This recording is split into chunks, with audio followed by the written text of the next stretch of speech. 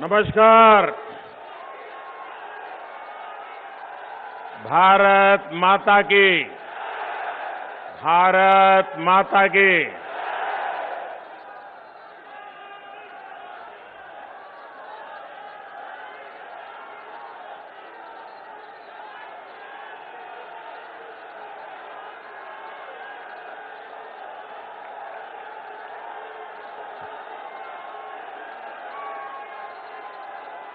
मैं सोच रहा था, इतने दिनों से आप सब चुनाव अभियान में लगे हैं, लेकिन मैं देख रहा हूं आपकी ऊर्जा भी बढ़ रही है, उत्साह भी बढ़ रहा है।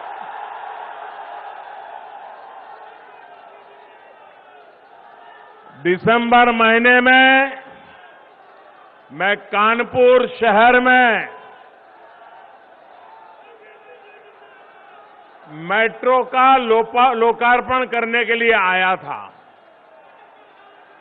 और मैंने देखा हजारों हजारों लोग, माताएं बहनें मुझे आशीर्वाद देने के लिए आए हुए थे। आज कानपुर देहात भी हम सभी पर ऐसा ही स्नेह दिखा रहा है। आपका ये प्यार ही मुझे निरंतर प्रेरित करता है कि आपके लिए दिन रात मेहनत करो, दिन रात आपके लिए मैं खुद को खपाता रहूं। साथियों, कानपुर देहात बिठूर की इस पावन धरती में हमें गुरु परंपरा से लेकर आजादी तलक हर प्रकार का जीवन में एक ललक, एक जोम, एक कमिटमेंट हमें नजर आता है। आज हमारे साथ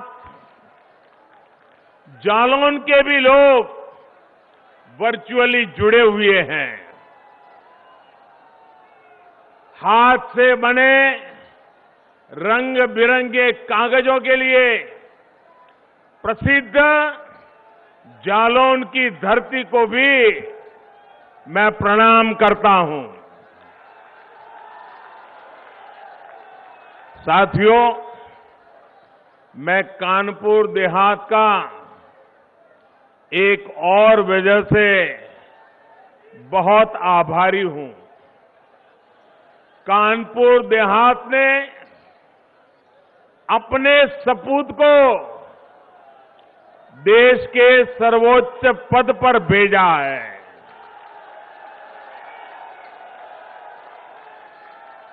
मैं जब भी हमारे आदरणीय राष्ट्रपति जी से मिलने जाता हूं तो वो मुझसे आप लोगों के बारे में, कानपुर देहात जिले के जीवन के बारे में इतनी बातें बताते हैं, उनके दिल में आपके लिए जो प्यार है वो उनकी बातों में आसानी से समझ में आता है।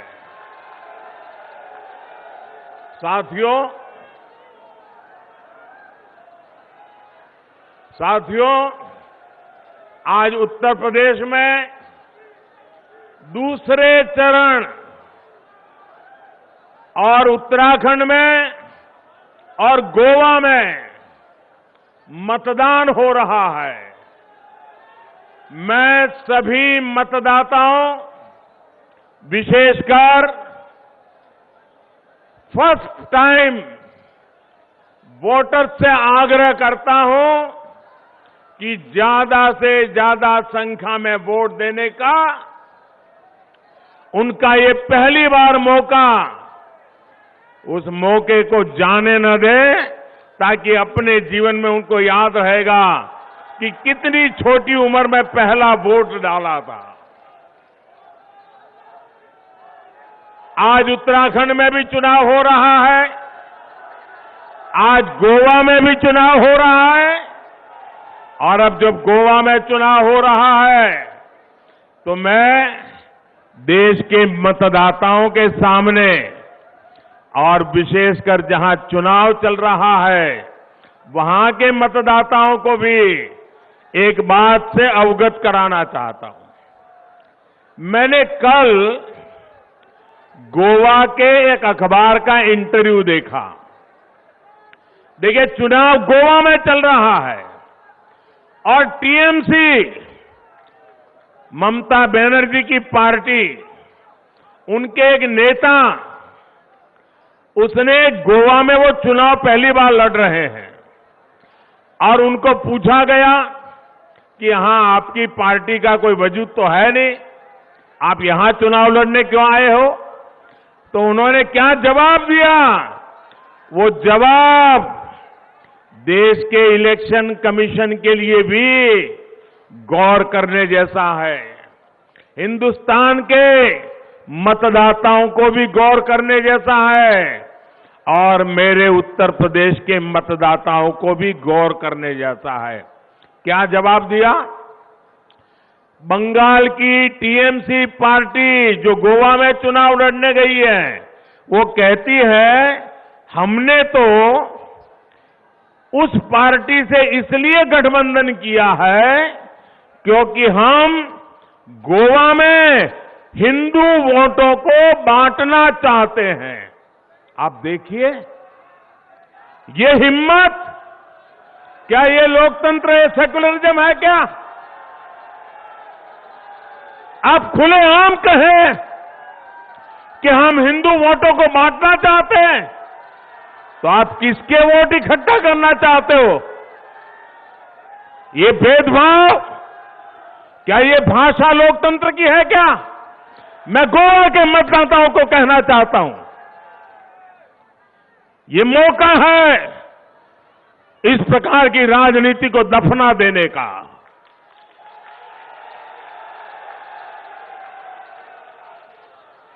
मेरे प्यारे साथियों,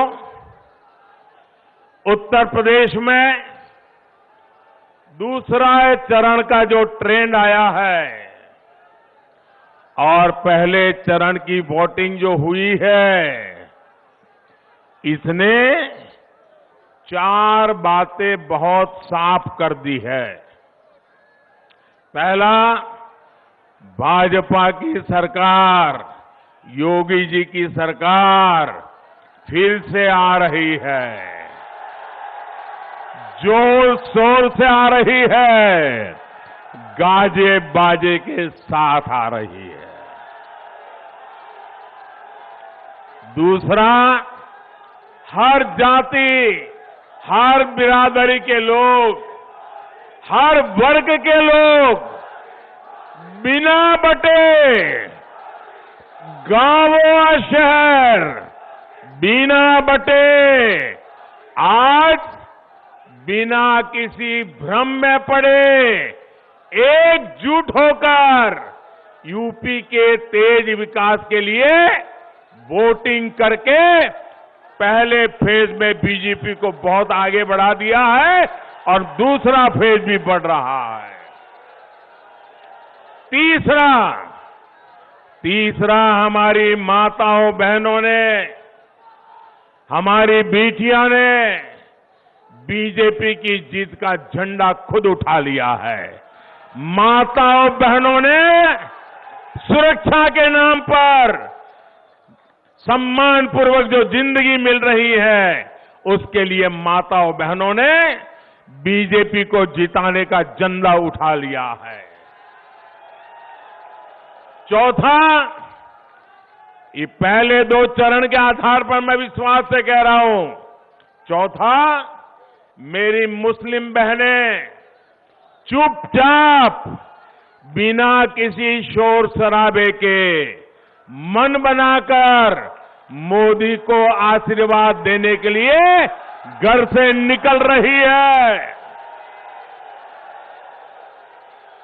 हमारी मुस्लिम महिलाएं, हमारी मुस्लिम बहनें, बेटियां जानती हैं कि जो सुख दुख में काम आता है वो ही अपना होता है। इन 4 बातों ने इन गौर परिवारवादी लोगों का चारों खाने पर चित्त कर दिया है भाइयों, उनको पराजित कर दिया है। यूपी के लोगों ने इन्हें 2014 में हराया, 17 में फिर से हराया, 19 में फिर एक बार हराया और अब 22 में भी गौर परिवारवादी फिर से हारेंगे।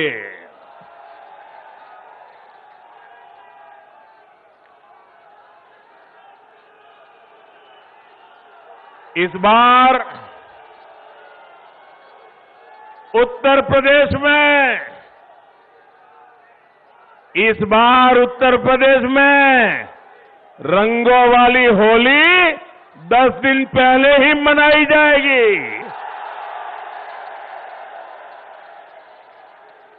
10 मार्च को ही जब चुनाव नतीजे आएंगे, धूमधाम से रंगों वाली होली शुरू हो जाएगी।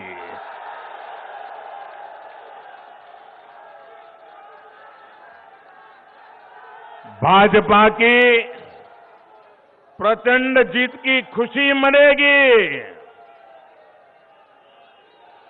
हर बार ये लोग चुनाव में आते हैं तो नया पार्टनर लेकर के आते हैं, नया साथी लेकर के आते हैं। नए साथी के कंधे के भरोसे चलने की कोशिश करते हैं। आप लोग ऐसा लोगों पर विश्वास करेंगे कि जो हर चुनाव में जिस साथी को लाते हैं उसको भी धक्का मार करके निकाल देते हैं, दूसरे चुनाव में दूसरा साथी लाते हैं, तीसरे चुनाव में तीसरा साथी लाते हैं।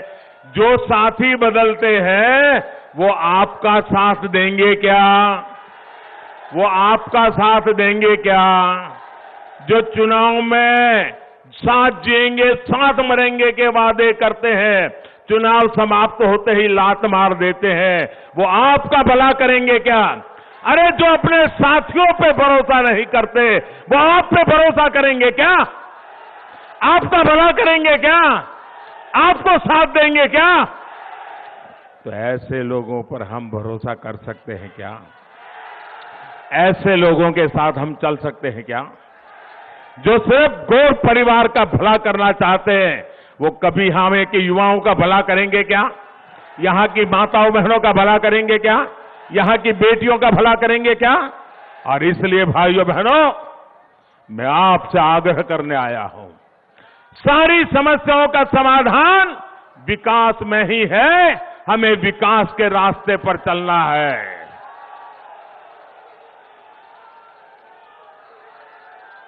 मतदाताओं को गुमराह करते हैं और पराजय के बाद में हार का ठिकरा जिसको साथ में ले आए हैं ना, उसी पे गले पर मर देते हैं जी। आप देखिए 10 मार्च के बाद कैसे ये लोग अपने नए साथी को कोसना शुरू करेंगे, दोनों एक दूसरे को तू मैं करेंगे। साथियों, पहले की सरकारों ने यूपी के सामर्थ्य के साथ इंसाफ नहीं किया। इन लोगों ने यूपी को लूटा, दिन रात लूटा और यहां के लोगों को अपराधियों, दंगाइयों, माफियाओं के हवाले कर दिया। ऐसा हुआ था कि नहीं हुआ था? आप ऐसी मुसीबतें में जीते थे कि नहीं जीते थे? असुरक्षा थी कि नहीं थी? इन लोगों ने तरीका ऐसा बनाया था कि परिवार के हर सदस्य को इनकी राज करने का तरीका मालूम है ना आपको? ये गोर परिवारवादी जब राज करते थे तो परिवार के सदस्यों को अलग अलग इलाका बांट देते थे। भतीजा इस जिले में से रुपये कमाएगा, भांजा यहां से लूटेगा, बहन उस इलाके की मालिक, चाचा उस इलाके का मालिक। उन्होंने इलाके बांट दिए थे कि नहीं? लूटने के तरीके खोज लिए थे कि नहीं? लोगों का भला करने के लिए नहीं, लूट करने की व्यवस्था बनाई थी कि नहीं बनाई थी? वही आपका एरिया लूट लो। भाइयों बहनों, इन लोगों का बस चलता, इन लोगों का बस चलता तो कानपुर और कानपुर की तरह ही यूपी के और शहरों में एक एक मोहल्ला माफियागंज के नाम से बना देंगे। क्या हर शहर में माफियागंज मोहल्ला चाहिए क्या? हर नगर में माफियागंज मोहल्ला चाहिए क्या? ये माफियाओं से मुक्ति चाहिए कि नहीं चाहिए? याद करिए, पहले किस तरह गरीब के, मध्यम वर्ग के, व्यापारी कारोबारी के घरों पर, जमीनों पर अवैध कब्जा हो जाता था। योगी जी की सरकार ने इन भू माफियाओं पर ऐसी शक्ति दिखाई कि उनकी माफियागिरी आखिरी सांसें गिन रही है। उनकी माफियागिरी आखिरी सांसें गिर रही है। अगर उनको सपा जैसा डॉक्टर मिल गया तो फिर से सांसें दौड़ने लग जाएगी। अब ये परिवारवादी इन माफियाओं को नई ताकत देने का बहाना ढूंढ रहे हैं, इसलिए उनको सरकार चाहिए। आपने देखा कि बीते कुछ दिनों में कितने ही वीडियो निकले हैं। आपने देखा होगा वीडियो, इनके गुंडों ने, उनकी जो वीडियो आई है, उन्होंने पत्रकारों को भी छोड़ा नहीं है। भाइयों बहनों, पत्रकारों को भी बुरी तरह से पीटा है, क्योंकि उस पत्रकार ने सच बोलने की हिम्मत दिखाई है। यूपी के लोगों को इनसे सतर्क रहना है। इन लोगों का सरकार भी लौटने नहीं देनी है। भाइयों और बहनों, गरीब का कल्याण,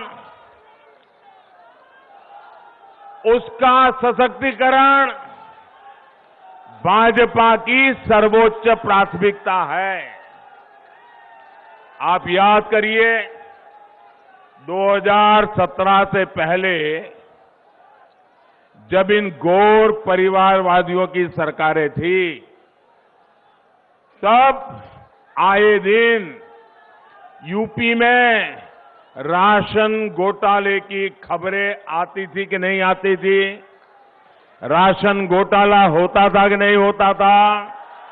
गरीब का राशन मार लिया जाता था कि नहीं मार लिया जाता? इन लोगों ने लाखों फर्जी राशन कार्ड बनाकर राशन माफियाओं का दानव ऐसा पैदा कर दिया था जो गरीब को भूखे रहने के लिए मजबूर करता था। डबल इंजन की सरकार ने फर्जी राशन कार्डों के इस खेल को खत्म कर दिया। आज यूपी के करोड़ों नागरिकों को मुफ्त राशन का डबल बेनिफिट मिल रहा है, पूरा बेनिफिट मिल रहा है।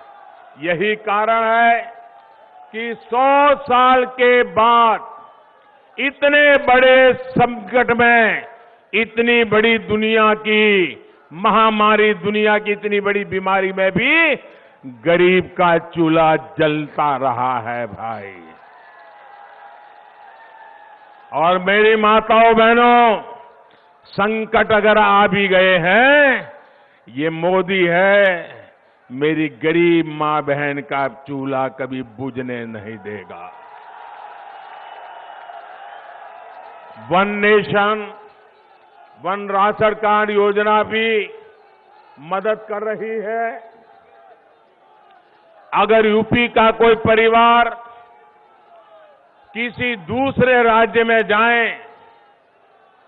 अगर वो उत्तर प्रदेश से मानो गुजरात चला गया, महाराष्ट्र चला गया, कर्नाटक चला गया, पंजाब चला गया, तो उसको अब उसके राशन कार्ड भले यूपी का होगा, उसको पंजाब में भी राशन मिलेगा, महाराष्ट्र में भी राशन मिलेगा, मुंबई में भी राशन। एक राज्य से दूसरे राज्य कोई जाएगा, गरीब आदमी भूखा नहीं मरेगा। भाई और बहनों, डबल इंजन की सरकार का काम कैसा होता है? एक गरीबों को पक्के आवास की योजना में भी दिखता है। पहले की सरकार ने पूरे कार्यकाल में गरीबों के लिए घर बनाने में कितनी उदासीनता रखी। मुझे बताइए, भारत सरकार पैसे भेजे, गरीब को घर चाहिए, मोदी घर बनाना चाहता है, लेकिन 2014 में यहां ऐसी सरकार थी, वो गरीबों के लिए घर बनाने के लिए तैयार नहीं थी। ये योगी जी की सरकार बनने के बाद काम हुआ और मुझे खुशी है, हमने जो पैसा दिल्ली से भेजा, पाई पाई का उपयोग हुआ और उत्तर प्रदेश में 34 लाख, आंकड़ा सुन लीजिए भैया, 34 लाख पक्के घर गरीबों को बना करके दिए गए। 34 लाख। कितने कितने भैया, कितने? 34 लाख। और आज एक घर की कीमत होती है कितनी भाई? लाखों में होती है कि नहीं होती है? इसका मतलब उत्तर प्रदेश में 34 लाख गरीब जो उनको घर मिला, वो लखपति हुए कि नहीं हुए? मोदी ने आकर के 34 लाख गरीबों को लखपति बनाया कि नहीं बनाया? योगी जी ने लखपति बनाया कि नहीं बनाया? और इसमें भी 13 लाख घर हमारे दलित भाई बहनों को मिले हैं। भाइयों, कोई भेदभाव नहीं। भाइयों और बहनों, गौर परिवारवादियों ने उत्तर प्रदेश की महिलाओं की कभी इज्जत नहीं की, कभी उनका दुख दर्द नहीं समझा। किसी भी मजहब की महिलाएं हो, किसी भी पंथ की बेटियां हो, हमारी सरकार बिना भेदभाव उनके हितों की रक्षा में जुटी है। जन धन बैंक खाते खुले, सबसे ज्यादा लाभ बेटियों को हुआ। मुद्रा योजना हो, सबसे अधिक लोन बेटियों को मिले। स्वयं सहायता समूहों के बिना बिना गारंटी ज्यादा पैसा देना हो, सबसे अधिक लाभ हमारी मां बहन बेटियों को मिला। नल से जल हो, बेटियों की सुविधा सबसे अधिक बढ़ी। घर घर शौचालय बने, इज्जत घर बने, तो बहनों बेटियों को अपमान से, पीड़ा से मुक्ति दिलाने का काम भी मोदी और योगी सरकार ने किया।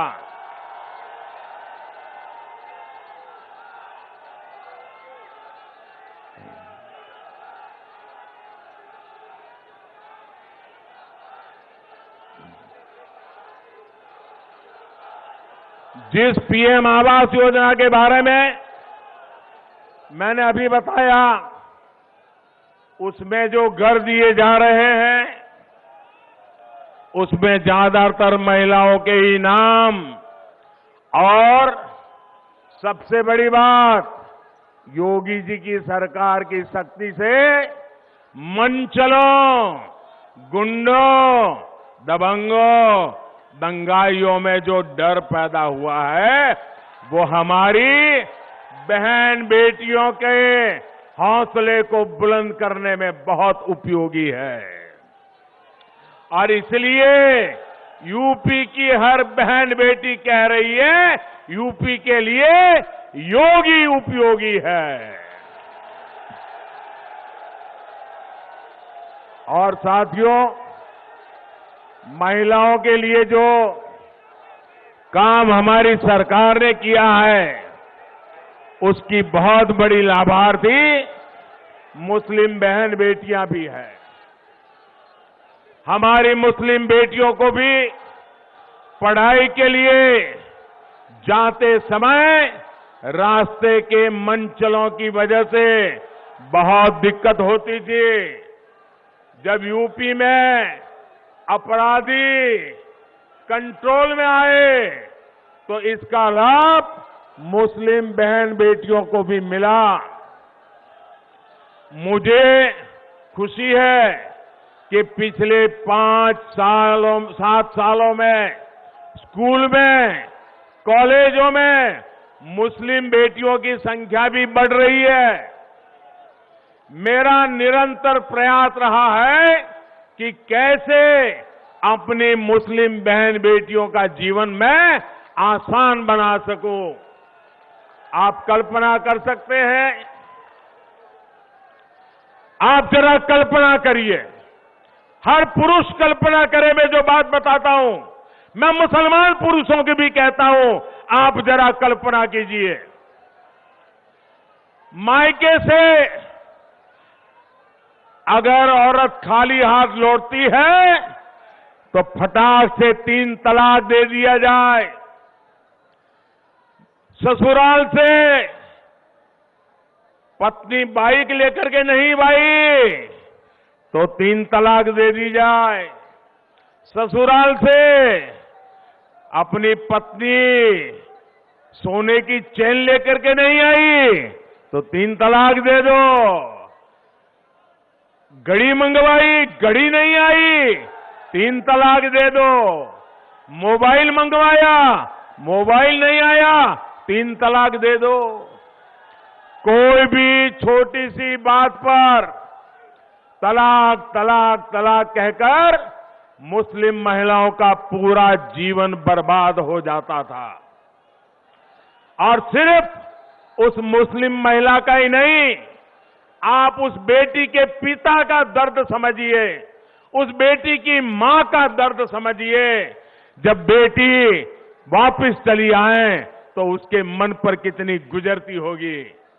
वो हमेशा इस डर में जीती थी कि कहीं बेटी 3 तलाक ना हो जाए। साथियों, आज देश की हर मुस्लिम बहन बेटी के पास 3 तलाक के खिलाफ कानून की सुरक्षा हमने दी है। एक रिपोर्ट में सामने आया है,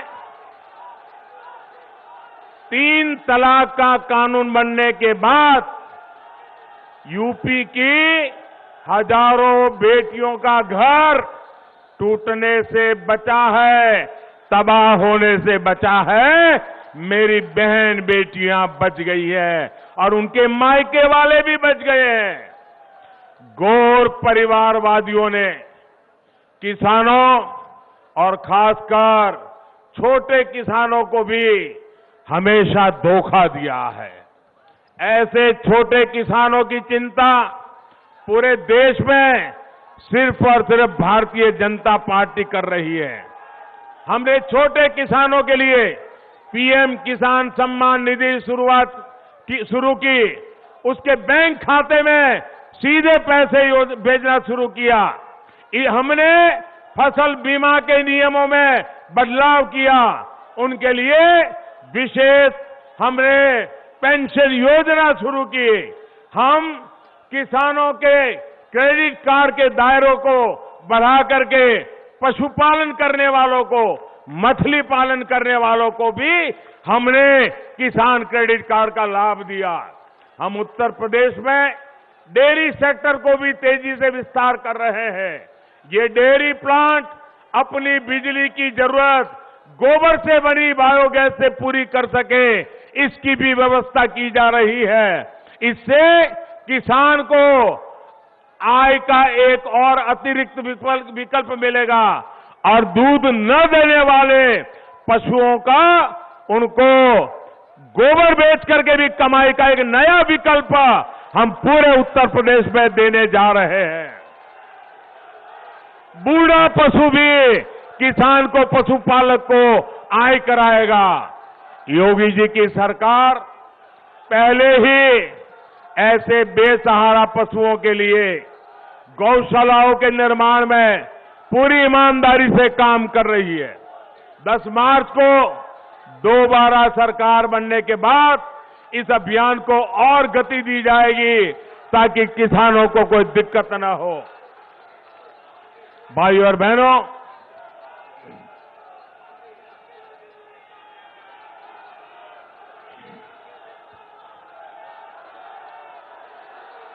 गन्ना किसानों के हितों को ध्यान में रखते हुए हमारी सरकार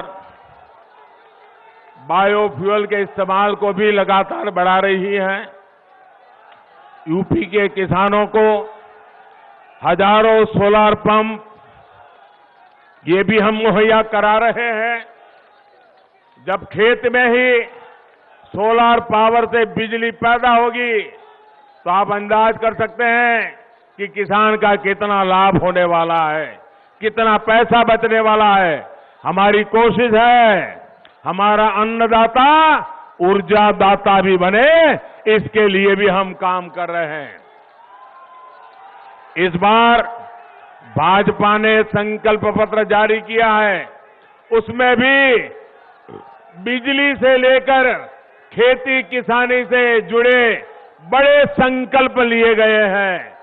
10 मार्च को सरकार बनने के बाद इन संकल्पों पर तेजी से काम किया जाएगा। भाजपा सरकार गंगा जी के किनारे बसे लोगों में प्राकृतिक खेती, केमिकल फ्री खेती को भी प्रोत्साहन दे रही है। भाइयों और बहनों, आज भाजपा की डबल इंजन सरकार यूपी को आधुनिक सुविधाएं देने में भी जान से जुटी हुई है। आप सोचिए, अगर इनकी सरकार होती तो यहां से गुजरने वाले यहां पर जो डेडिकेटेड फ्रेट कॉरिडोर इतनी तेजी से आगे बढ़ता क्या? अगर इनकी सरकार होती तो क्या पूर्वांचल एक्सप्रेसवे, बुंदेलखंड एक्सप्रेसवे इतनी तेजी से काम कर पाता क्या? कोरोना काल में भी कानपुर मेट्रो पर कितनी तेजी से काम किया गया, ये आपने भी देखा है। इनके रहते क्या यहां डिफेंस कॉरिडोर के निर्माण संभव हो पाते? इन लोगों ने जो फिरौती का, गुंडागर्दी का, कर्फ्यू का माहौल यहां बनाया था, दंगों का माहौल यहां बनाया था, लगभग कौन यहां निवेश करने आता? साथियों, माफियावादियों ने कानपुर में उद्योगों को तालाबंदी की तरफ धकेला। डबल इंजन सरकार कानपुर में मेगा लेदर पार्क बना रही है। जो पहले सरकारों में थे, इन्होंने विदेशी आयात को प्राथमिकता देकर जालौन के कागज उद्योग को भी बर्बाद कर दिया था। लेकिन योगी जी की सरकार ने कागज उद्योग के साथ जालौन के मटर को भी वैश्विक पहचान दिलाने के लिए कदम उठाए हैं। आज जब मोदी देश में वोकल फॉर लोकल, लोकल के लिए वोकल होने की अपील करता है, तो उसके पीछे आप जिन उद्योगों से जुड़े हैं, आपके उद्योगों को ताकत देने का हम काम कर रहे हैं। कुटीर उद्योगों का सामर्थ्य बढ़ाने के लिए काम कर रहे हैं। सबका साथ, सबका विकास, यही हमारा मंत्र है, यही हमारा संकल्प है। लेकिन इसके लिए सबका प्रयास भी आवश्यक है। आपके एक एक वोट का योगदान बहुत आवश्यक है। इसलिए याद रखिए भाइयों बहनों, आज इस सभा के बाद आप घर घर जाएंगे। आप इस सभा के बाद घर घर जाएंगे, घर घर जाएंगे, घर घर जाएंगे। हर परिवार को मतदान के लिए समझाएंगे, ज्यादा से ज्यादा मतदान करवाएंगे, भाजपा के कमल पे वोट डलवाएंगे, योगी जी की सरकार बनाएंगे, पक्का करेंगे। कमल निशान, कमल निशान, कमल निशान, ये घर घर पहुंचाएंगे। पहले मतदान, फिर जलपान, और कोई काम पहले नहीं करेंगे, पहले मतदान करेंगे। आप सबका बहुत बहुत आभार, बहुत बहुत धन्यवाद। भारत माता की, भारत माता की, भारत माता की। जो इस चुनाव में उम्मीदवार है वो जरा आगे आ जाए, जो उम्मीदवार है, और योगी जी आगे आ जाए। जो उम्मीदवार है आगे आ जाए, योगी जी आगे आ जाए।